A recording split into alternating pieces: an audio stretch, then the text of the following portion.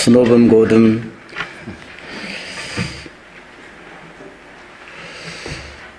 (2024년을) 보냈습니다.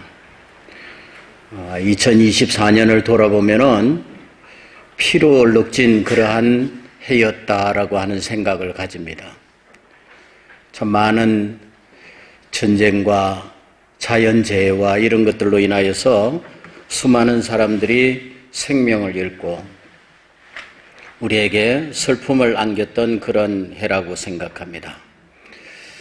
2024년이 지나가고 2025년을 새롭게 맞이하였습니다. 새해를 맞이하면서 대부분의 많은 사람들은 마음에 담은 소원들을 하나님께 기도하죠. 여러분들은 어떤 소원을 하나님 앞에 기도했습니까? 저는 2025년을 맞이하면서 영시 예배를 드리면서 제 마음속에 간절히 기도하기를 이 한 해는 전쟁이 없는 한 해가 되었으면 좋겠다라고 생각을 했습니다. 제발 무고한 사람들이 더 이상 전쟁으로 말미암아 피를 흘리는 일이 없었으면 좋겠다고 기도하였습니다. 2024년은 참 잔인한 해였죠. 많은 젊은이들이 전쟁터에 나가서 죽고 또 어린아이들과 늙은이들과 그러한 사람들이 이유 없이 죽어나갔던 그런 해였습니다.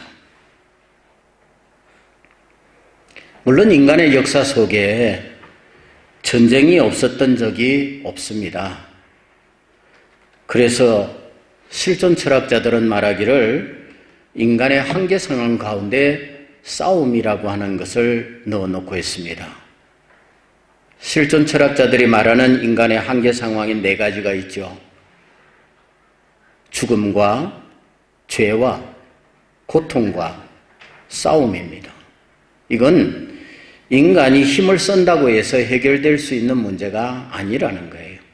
안 죽겠다고 해서 안 죽는 거 아니고, 죄 안 짓겠다고 해서 죄 안 짓는 거 아니고, 병들지 않겠다고 해서 병들지 않는 것 아닙니다.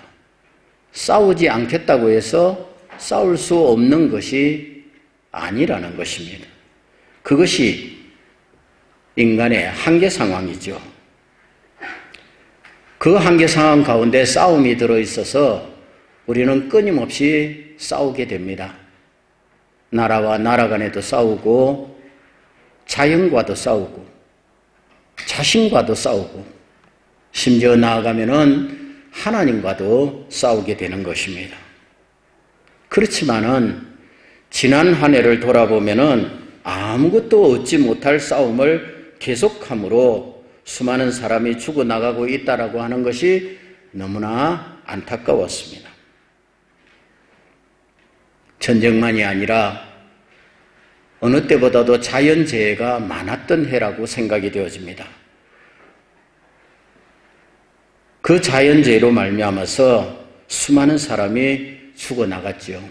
지진이 일어나고 화산이 터지고 태풍이 불고 홍수가 나고 화재가 나고 천재지변으로 말미암아 수많은 생명의 위협을 느끼며 살았던 해였습니다. 2024년에는 이러한 혼돈과 공허함이 우리를 매우 불안하게 만들었는데 2025년에는 새해에는 뭔가 희망적인 일들이 일어나기를 기대하였지만은 여러분들이 잘 알다시피 새해 벽두부터 전쟁의 소식이 더욱더 격해지고 있습니다. 그리고 자연재해는 기록을 갈아치우고 있습니다. LA에서 일어나고 있는 화재는 도대체 인간이 얼마나 무능한가라고 하는 것을 보여주는 그런 화재였다고 생각이 되어집니다. 2024년을 마무리하면서 KBS TV에서 세계는 지금이라는 그 프로그램이 있는데 그곳에서 특집 프로그램을 마련하였습니다. 그 가운데 세계의 석학들에게 물어보았습니다. 2025년에는 어떻게 되겠는가? 그런데 그들이 이구동성으로 하는 말이 무엇인지 아십니까?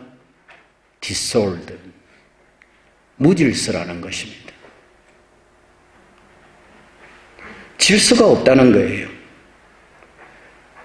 여러 석학들의 이야기를 다 들었는데 하나같이 무질서를 이야기했습니다. 하나의 전망이 나왔다는 것은 그럴 가능성이 높다는 이야기겠죠. 그 하나의 전망이 disorder, 무질서.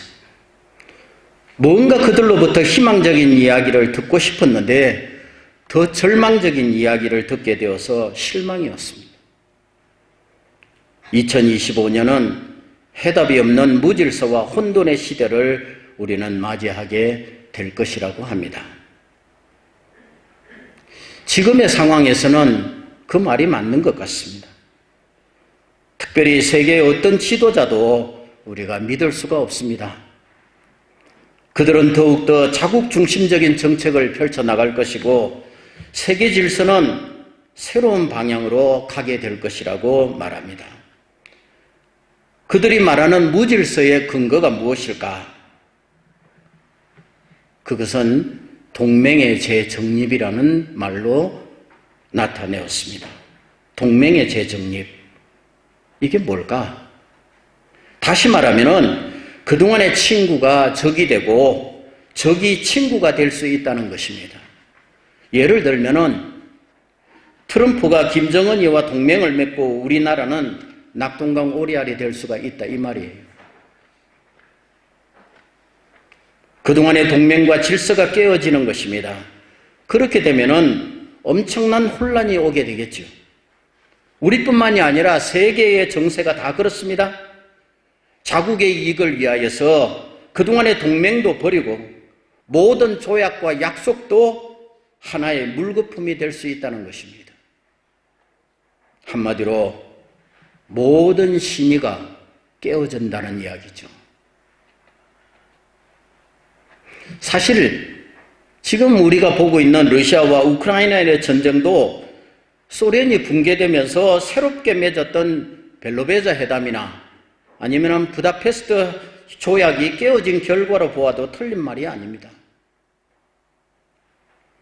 그동안 연맹국가를 이루었던 소비에트 연방이 무너지면서 15개의 독립된 국가가 만들어졌습니다. 그 후 러시아는 타 민족은 모두 흩어놓고 슬라브 민족끼리 잘하자고 몇 번이나 동맹과 조약을 맺었습니다. 그것이 바로 벨로베자 회담이고 그것이 바로 부다페스트 조약이죠. 그러나 아무 소용이 없지 않습니까? 지금 동맹을 맺었던 같은 민족끼리 서로 싸우고 있는 거예요. 슬라브 민족끼리. 그래서 누구도 믿을 수가 없는 것입니다. 2025년에는 이러한 동맹의 재정립이라는 현상이 더욱더 심하게 나타날 것입니다. 한마디로 말하면 국제 신의가 깨어진다는 거예요. 그렇다면 우리는 왜 이러한 무질서의 시대를 맞이하게 되는 것일까요? 모든 혼란에서 벗어나려면 원론으로 돌아가야 합니다. 그래야 길이 보이는 것이죠. 오늘날 이 무질서는 한마디로 이야기하면 이 시대가 하나님을 잃어버렸기 때문입니다. 하나님을 잃어버렸기 때문에 하나님의 질서를 지키지 못하는 거죠. 하나님의 질서를 잃어버렸기 때문에 우리 가운데 화평이 없는 것입니다. 오늘 본문 33절에 분명히 말하고 있습니다. 하나님은 무질서의 하나님이 아니시요 오직 화평의 하나님이십니다.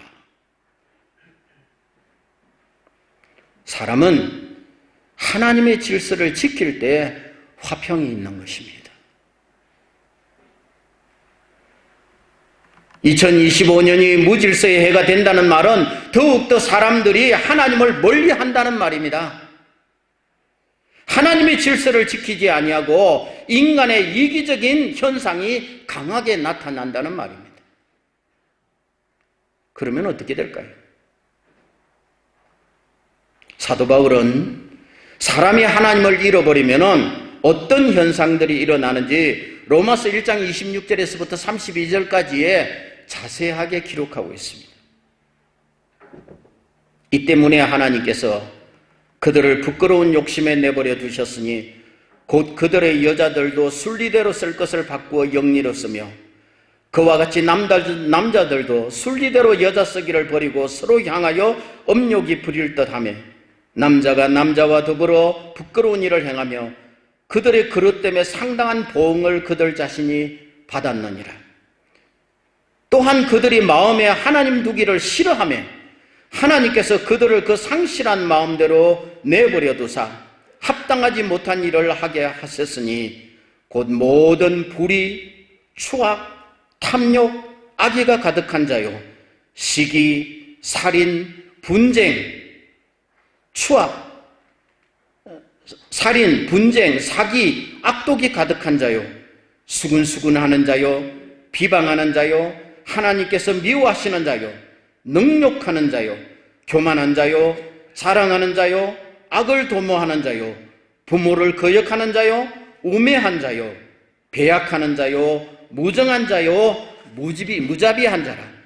그들이 이 같은 일을 행하는 자는 사형에 해당한다고 하나님께서 정하심을 알고도 자기들만 행할 뿐 아니라 또한 그런 일을 행하는 자들을 옳다 하느니라.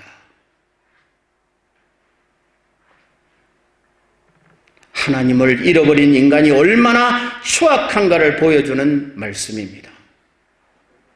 그런데 참으로 신기한 것은 이 말씀이 2000년 전에 기록되었다는 것입니다. 2000년 전에 기록된 말씀인데 우리가 지금 이 말씀들이 낯설지 않는 것은 지금 우리가 살고 있는 현상들을 그대로 나타내 보여주고 있다라고 하는 말씀입니다.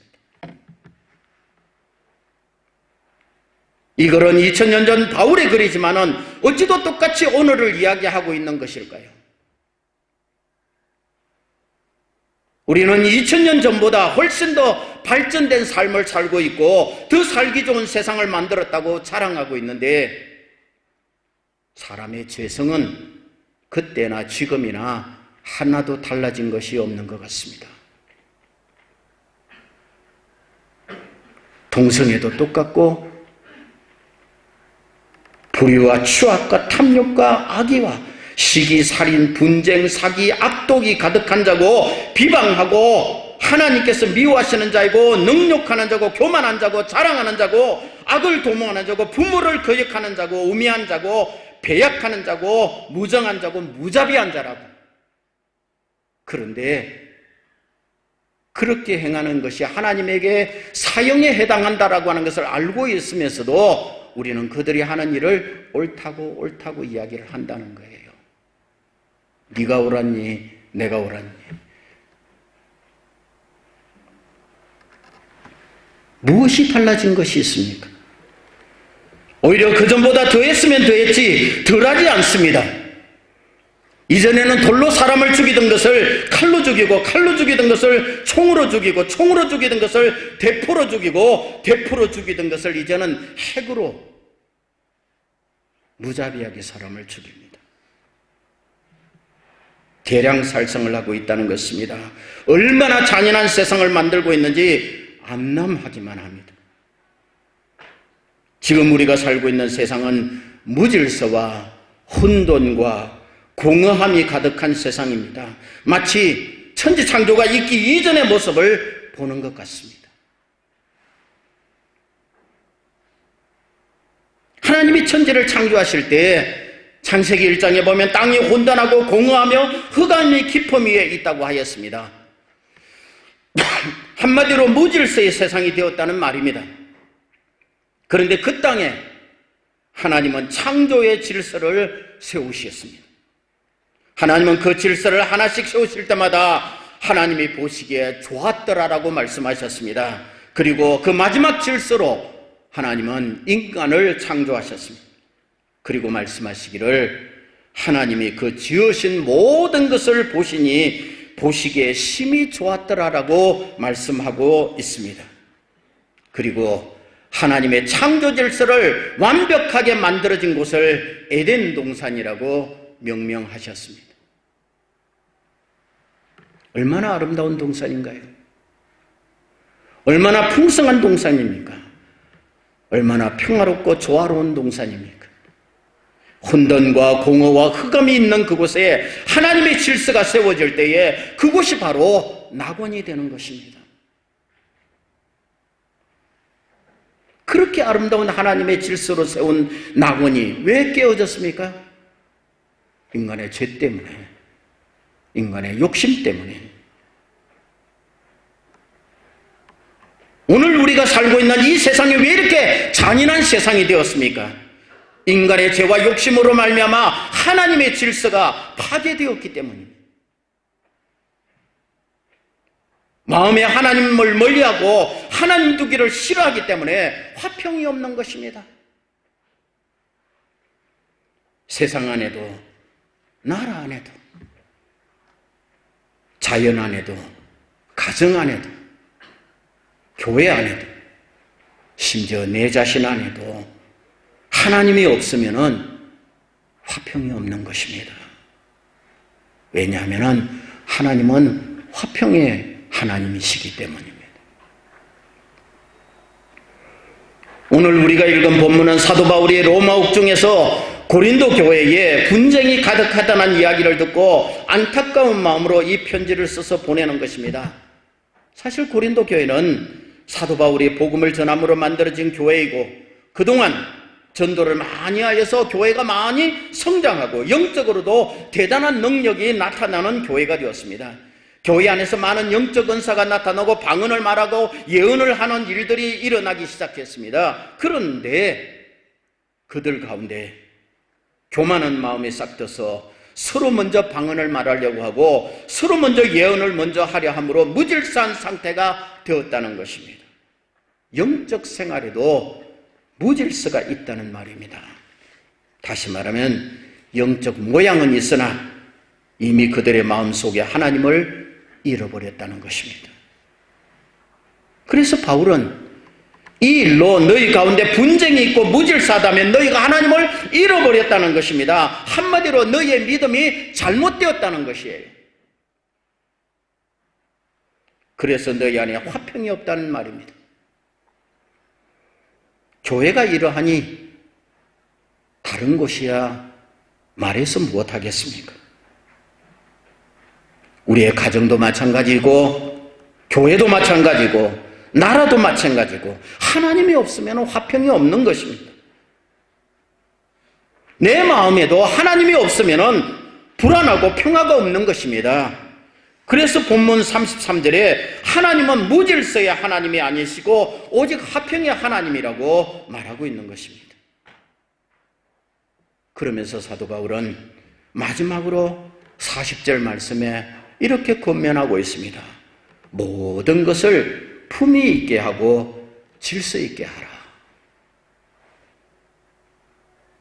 모든 것을 품위 있게 하고 질서 있게 하라. 하나님을 믿는 사람들이 가져야 하는 최고의 덕목이라고 생각되어집니다. 품위 있게 하고 질서 있게 한다라고 하는 것이 무슨 뜻일까요? 품위 있게라고 하는 말을 헬라어 원어로 살려보니까는 유스케모노스라고는 말로 쓰여져 있습니다. 영어로는 decently라고 이야기를 합니다. 깔끔하게. decently. 품위 있게 하라라고 하는 것은 좀 깔끔하게 살아라 이 말이에요. 흠이 없게 살아라는 이야기입니다. 한글 개역 성경에 보니까는 적당하게라는 말로 번역해 놨습니다. 이 적당하게 하는라는 말을 그냥 사람들하고 어울리기 위해서 그냥 대충대충 이렇게 살아라 그런 말이 아니에요. 여기서 적당하게 하는 말이라는 것은 아주 깨끗하여서 흠이 없게 살아라는 이야기야. 로마서 13장이나 아니면은 데살로니가전서 4장에도 이 단어가 나오는데 이 단어에서는 뭐라고 그래놨냐면은 단정히라고 그렇게 번역해놨습니다. 단정히 행하여 방탕과 술 취하지 말며 음란과 호색하지 말며 쟁투와 시기하지 말 것과 외인에 대해서 단정히 행할 것을 말하고 있습니다. 여기 단정히라고 하는 말이 유스케메노스. 우리가 보통 이야기할 때 유스케메노스라면 유라고 하는 건 잘한다는 뜻이거든요. 스케마를 이야기하잖아요. 우리가 무슨 일을 만들면은 스헤마 있잖아요. 그 모양을 아주 잘 꾸려 놓았다는 이야기예요.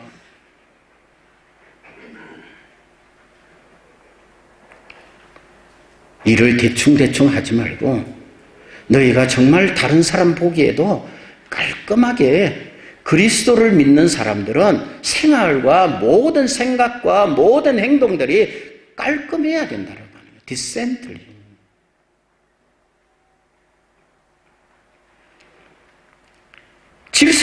질서대로 하라라고 하는 말은 카타탁신이라는 말로 히브리어로 기록되어 있습니다. 순서대로. 카타탁신이라는 말은 주로 군대에서 무슨 질서를 지킨다 이럴 때에 명령을 영어로 이야기하면 order라고 이야기합니다. 또 법원에서 명령서를 발부할 때 이런 말을 씁니다. 카타탁신이라는 말을. 다시 말하면은 딱 맞추어져서 조화롭게 살아라는 이야기죠. 공동체가 조화를 이루면서 살아야 하기 위해서 법을 지키라는 이야기입니다. 서로 공동체를 위하여 조화를 이루어 개인적인 독주를 삼갈 것과 다른 사람들을 수용하는 것에 대한 포용력을 말하는 것이죠. 그러므로 그리스도 안에서 주어진 풍성한 은사는 교회 공동체의 덕이라는 목표를 향하여서 함께 나가야 된다고 하는 것입니다. 나만 잘났다고 생각하면 안 된다는 것이죠. 모두가 함께 깔끔하게 그리고 조화롭게 그렇게 살아야 된다라고 하는 것을 말해주고 있는 것입니다. 로마서 14장에 보게 되면은 사도 바울이 먹는 문제를 가지고서 이야기하는 장면이 나옵니다. 그때에 자기가 먹을 수도 있지만 자기의 믿음으로는 모든 것을 다 먹을 수가 있지만은 믿음이 연약한 자가 있어서 만약에 내가 먹는 것으로 말미암아 시험 드는 자가 있다면은 내가 안 먹겠다고 말합니다.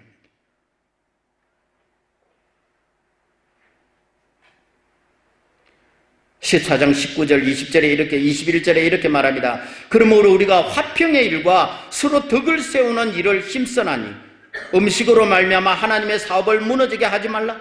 만물이 다 깨끗하되 그리낌으로 먹는 사람들에게는 악한 것이라. 고기도 먹지 아니하고 포도주도 마시지 아니하고 무엇이든지 너의 형제로 그리끼게 하는 일을 아니함이 아름다우니라. 내 믿음으로는 다 할 수 있지만 내가 그렇게 함으로 말미암아 다른 사람이 시험 들게 된다고 한다면은 그렇다면 난 안 하겠다. 이게 조화로운 삶을 이루어가는 것이죠.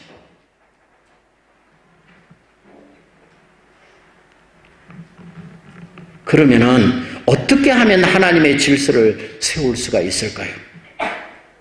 간단합니다. 모든 질서라고 하는 것은 법을 지키면 되는 거예요. 법이라고 하는 것이 뭡니까? 법의 정의는 질서를 세우는 것입니다. 모든 공동체가 법을 만드는 것도 그 공동체의 질서를 세우기 위한 것입니다. 마찬가지로 하나님의 질서도 하나님의 법을 지키면 되는 것입니다. 그렇다면 하나님의 법이 무엇입니까? 무엇을 하나님의 법이라고 말합니까? 성경이죠. 성경이 하나님의 법이에요. 성경은 모든 하나님의 법과 하나님의 뜻을 전하고 있는 것입니다. 사람들이 하나님의 정하신 법을 어겼기에 하나님의 질서가 깨어진 것이고 하나님의 질서가 깨어짐으로 말미암아 우리 가운데 평화가 없는 것입니다. 하나님은 하나님의 법을 어긴 사람 인간들에게 하나님의 질서를 지키며 살게 하기 위하여 성경을 기록하게 하신 것입니다. 디모데후서 3장 16절과 17절에 이렇게 말씀합니다. 모든 성경은 하나님의 감동으로 된 것으로 교훈과 책망과 바르게 함과 의로 교육하기에 유익하니 이는 하나님의 사람으로 온전하게 하며 모든 선한 일을 행할 능력을 갖추게 하려 함이라. 성경은 모든 사람으로 하여금 하나님의 사람이 되게 하는 것입니다. 그러므로 성경을 따르는 것이 하나님의 질서대로 사는 것이고 그것이 곧 평화롭게 살게 되는 길이라는 거예요.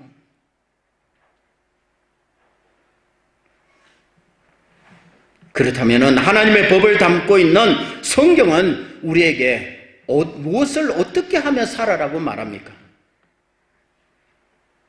먼저는 예수 그리스도를 믿음으로 고백하며 살라는 것입니다. 예수 그리스도가 나의 주, 나의 하나님인 것을 고백하며 살라고 하는 것입니다. 요한복음 20장 31절에 분명히 말씀합니다. 오직 이것을 기록하면, 성경을 기록하면 너희로 예수께서 하나님의 아들 그리스도이심을 믿게 하려 하며 또 너희로 믿고 그 이름을 힘입어 생명을 얻게 하려 함이니라.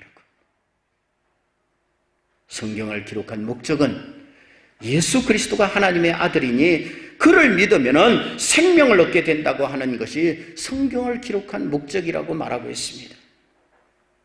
예수 그리스도를 믿는 것이 생명을 얻는 길이고 아울러 세계가 평화를 얻는 길이 되는 것입니다. 여기에 우리가 전도해야 할 분명한 이유가 있는 것입니다. 전도해서 교회를 키우자는 게 아니에요. 전도하면은 가정이 평화롭게 되고, 전도하면은 나라가 평화롭게 되고, 전도하면은 세계가 평화롭게 된다는 것이에요. 아무리 교회를 오래 다니고 성경을 많이 안다고 하여도 여러분들이 예수 그리스도를 나의 주님으로 고백하지 않는다면은 여러분들은 성경을 잘못 아는 거예요.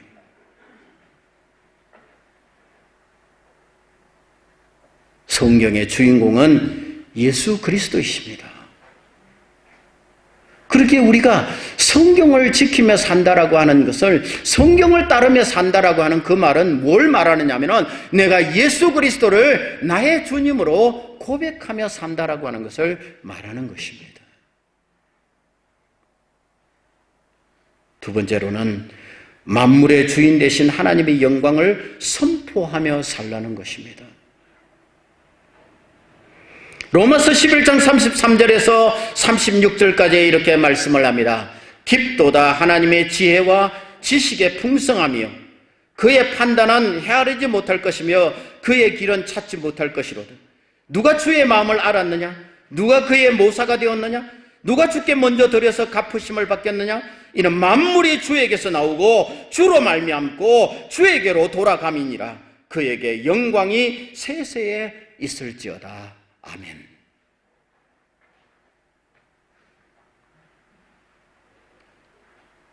인간이 죄를 짓게 되는 가장 근본 원인은 모든 것의 주인이 자기라고 생각하기 때문이에요. 내 욕심, 내 에고이즘, 그것 때문에 죄를 짓게 되는 것이죠. 최초의 뱀이 인간을 꼬실 때 하는 말이 무엇입니까? 네가 이것을 먹으면, 이 과일을 네가 먹으면 네가 하나님처럼 될 수가 있다라고 하는 말이었습니다. 인간이 하나님의 자리를 넘보게 되는 그 순간부터 인간은 죄를 짓게 되는 것입니다. 만물의 권한을 하나님께 두면은 아무런 불편함이 없을 텐데 그 권한을 자기에게 둠으로 불편하기 시작하는 것입니다. 내가 다 가져야 되는데 가지지 못하는 것에 대한 불만이 쌓이고 또 그것을 가지기 위하여 욕심을 부리게 되고 그로 말미암아 더 큰 죄를 짓게 되는 것이죠. 그게 인간이에요. 성경은 우리에게 만물의 주인이 하나님이심을 분명히 일러주시고 있습니다. 만물의 주인이 하나님이심을 안다면 우리는 모든 영광을 하나님께 돌려야 하는 것입니다.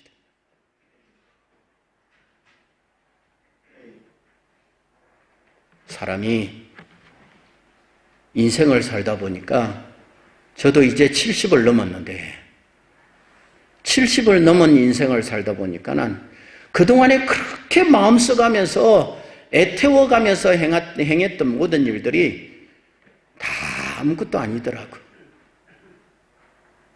지나가면은 다 과거야. 다 과거야.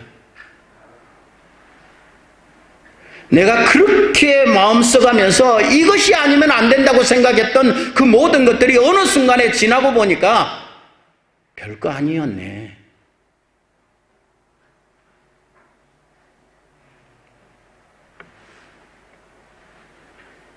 가장 소중한 것은 우리가 가진 모든 것을 통하여 하나님께 영광을 돌리는 것.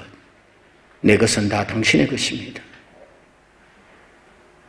내가 이렇게 많은 것을 누리며 살 수 있도록 만들어주신 하나님 감사합니다. 그리고 모든 영광을 하나님께 돌릴 때에, 그럴 때에 내 마음 안에 평화가 찾아오는 것이라고. 여러분들 마음이 불안하십니까?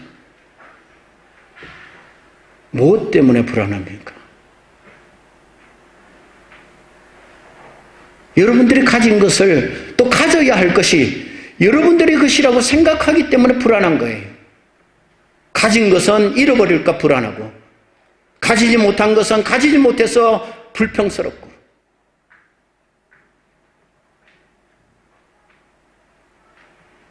저는 목회를 배울 때에 제가 있던 교회의 목사님이 달동네에 아주 가난한 사람들이 사는 동네에 목회를 했습니다. 저 그 교회 가서 목회를 몇 년 동안 배우는데 그 교회가 하는 일 중에 하나가 뭐냐면은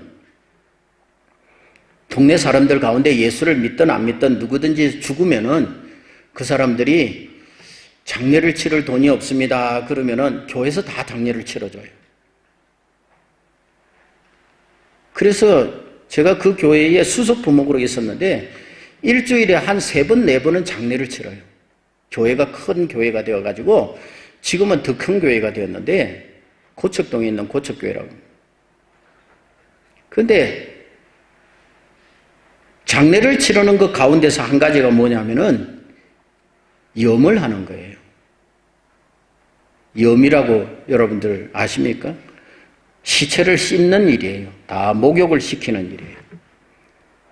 근데 요즘은 다 병원에서 다 하고 다 하는데 그때는 저희 부목사들이 가서 다 그걸 하는 거예요.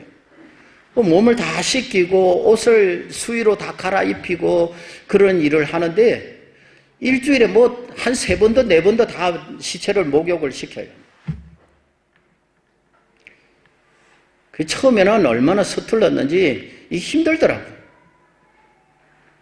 여러분들 죽은 사람 몸을 만져봤어요? 한여름에도 차가워요.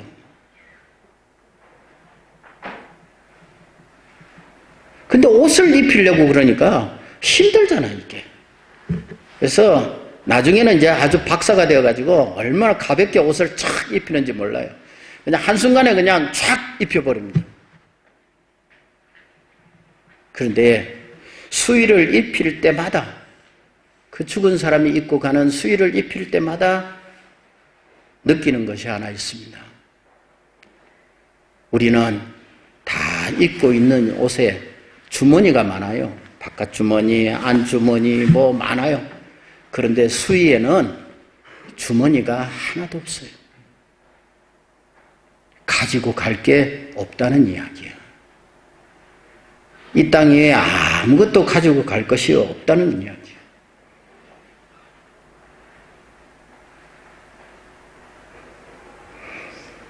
모든 만물은 다 하나님의 것이고 그러기에 모든 영광은 하나님이 받으셔야 하는 것입니다. 그걸 우리가 인정하고 살아가면 마음이 불편할 게 없어요. 평화가 찾아오게 되는 것입니다. 세 번째로는 하나의 공동체를 이루며 서로 기도하며 사랑하며 살라고 하는 것입니다. 다른 말로 하면은 남을 위해서 덕을 베풀며 살라는 거예요. 하나님은 모든 민족과 나라들이 하나의 공동체를 이루며 살기를 원하십니다.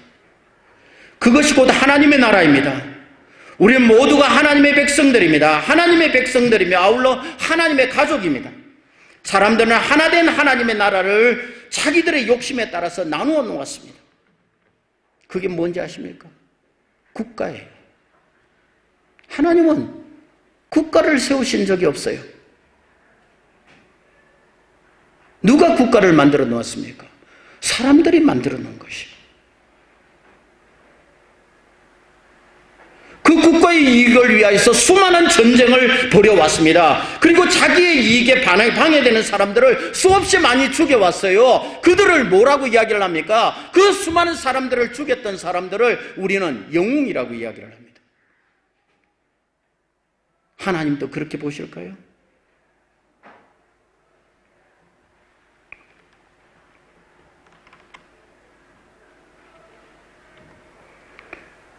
예수님이 성천하신 후에 제자들이 성령을 받게 되었고 그동안 담대하지 못했던 제자들이 담대하게 복음을 전하게 되었습니다. 그러자 수많은 사람들이 제자들 앞에 나와왔고 제자들은 그들에게 세례를 주므로 그들이 하나님의 구원 받은 백성들이 되었습니다.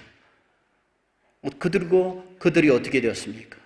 사도행전 2장 46절 47절에 보니까 날마다 마음을 같이하여 성전에 모이기를 힘쓰고 집에서 떡을 떼며 기쁨과 순전한 마음으로 음식을 먹고 하나님을 찬미하며 또 온 백성에게 칭송을 받으니 주께서 구원받는 사람을 날마다 더하게 하시니라. 주님은 이들의 한 공동체를 국가라고 말하지 아니하고 교회라고 말씀하셨습니다. 교회. 이들이 하는 일은 성전에 모이기를 힘쓰고 사도의 가르침을 받고 교제하고 서로 위하여 기도하며 사랑을 나누는 것입니다. 이 땅에 있는 하나님의 나라는 바로 교회를 말하는 것입니다. 모든 교회가 하나님의 뜻을 따라 서로 사랑하며 위하여 기도하며 나아갈 때 평화가 오는 것입니다. 그런데 오늘날 이 땅에 평화가 없는 이유가 무엇입니까? 모든 교회 공동체가 깨어지기 때문이라고. 네 교회, 내 교회, 우리 교단, 너희 교단, 이 교파, 저 교파. 하나님의 하나된 공동체인 교회가 깨어지기 때문에 나라가 깨어지고 가정이 깨어지고 우리의 삶이 깨어지는 것이라고요.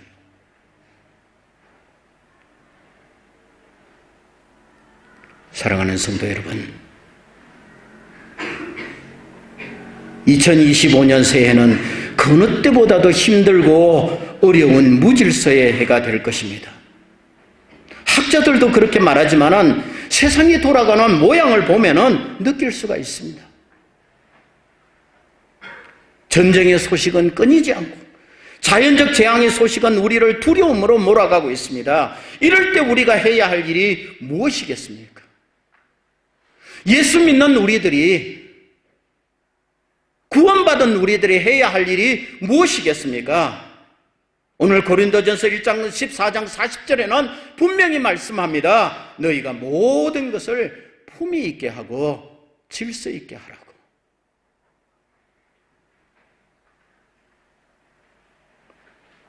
이기심을 버리고 모든 사람들과 조화롭게 어울려 살아야 하며 흠없이 깔끔하게 살아야 합니다.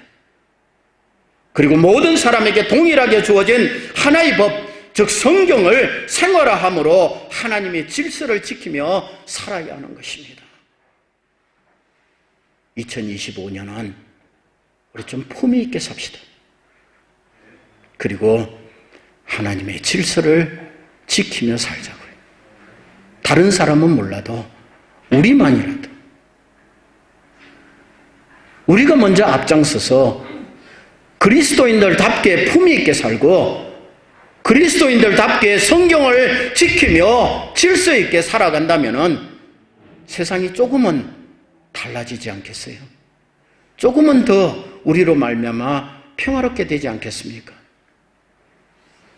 여러분들이 품위 있고 질서 있으면 여러분들의 가정에 화평이 있고 여러분들이 품위 있고 질서 있으면 우리가 살아가는 국가가 화평하게 될 것이고 교회가 화평하게 될 것이고 세계에 평화의 봄이 오지 않겠습니까? 품위 있고 질서 있게 살아가는 성도들이 되시기를 주의 이름으로 축원합니다. 기도하겠습니다. 하나님 아버지 은혜를 감사합니다. 우리는 새해를 맞이하였지만 암담합니다. 무질서와 혼돈과 공허함이 우리를 기다리고 있는 것 같습니다. 이럴 때 우리가 살 수 있는 길은 오직 주의 말씀으로 돌아가는 길이라고 생각합니다. 2025년 한 해는 말씀을 더 가까이 하며 말씀에 맞는 품위 있고 질서 있는 삶을 살게 하여 주시옵소서. 그리하여 내 안에 생겨나는 평화가 가정 안으로 또 나라 안으로 이웃들에게로 그리고 세계를 향하여 뻗어나게 하여 주시옵소서. 감사드리고 예수님의 이름으로 기도드리옵나이다. 아멘.